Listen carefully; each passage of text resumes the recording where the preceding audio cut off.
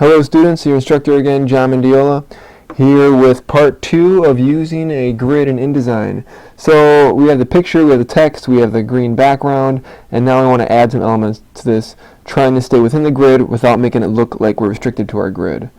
So I'm just going to go there, Control semicolon to turn the lines back on, there we go. I'm going to add a color out here. So I'm going to take my text tool, and I'm just going to draw about there. Looks good right there, line that up. And again, I'm just going to fill this with some placeholder text. Just get that going. Now it's obviously way too much, so I'm going to adjust it here. So I'm going to just select all this text. That's Control A or Command A on the keyboard. I'm going to make the size of this much larger.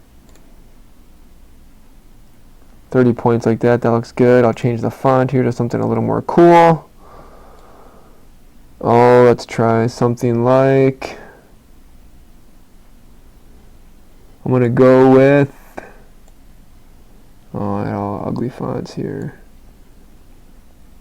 I'll just go with Arial Black for now. It's not a very gorgeous font, but I'll just use it for now. Get rid of the return in there.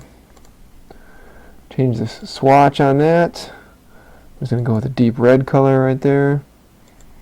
Now as you can see here, what's happening is that the callout and the column are overlapping, making it hard to read both of them. So I'm going to apply what's called a text wrap to the text box here, so that it doesn't overlap like that. It'll push this text around it. So to do that, I'm going to go Window, Text Wrap. It'll appear right over here. And with this selected, so in other words, the item that I want to keep cool and everything around it, click on this second button right here, the box text wrap. You can see it's pushed on the top, the bottom, the left, and the right side, and the chain link means that it'll be all the same values on all sides, which is be just fine for now. Click the up arrow a few times. So you can see there it's pushing the text around it.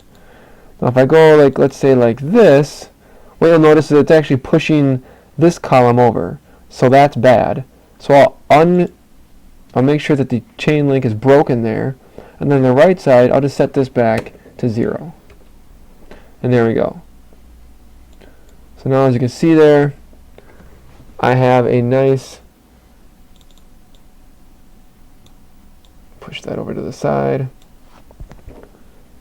a nice little design element with this callout. It's aligned nicely with this picture right here. So again, if I turn those guides off, Control semicolon, the layout's getting much more interesting. Now I'm just using dummy text. You'll use text that's much more interesting for your headings and things like that.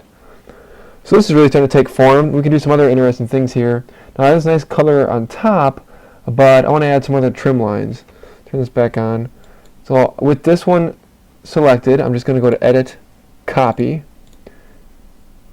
And then I want to go to click off and go to Edit, Paste in Place. So what that's going to do is paste a copy immediately on top of it.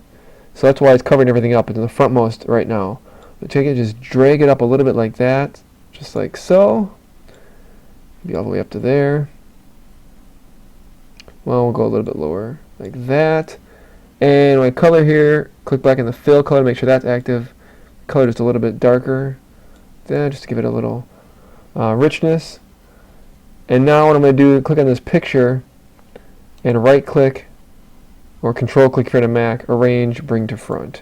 That way the picture stays in front. And again, turning my guides off. Now it's really starting to come together. It's looking really interesting. In fact, that looks so nice. What I want to do is take something like this and put it down near the bottom. So I'm going to click on this top bar that I just made, Alt and Shift with my left hand while I'm dragging with the mouse with the right hand, bringing that to the bottom. And then I want to do that nice soft, oops, try that again. There we go. Push that all the way to the bottom. I want this to be nice and soft just like this one. So I'm going to grab my eyedropper tool, which should be under the ruler, eyedropper tool.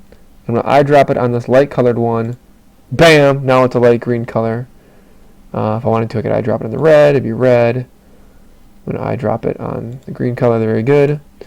So now again, it's really starting to take form. My layout's starting to look more rich each step of the way. This is part 2. Stay tuned for part 3.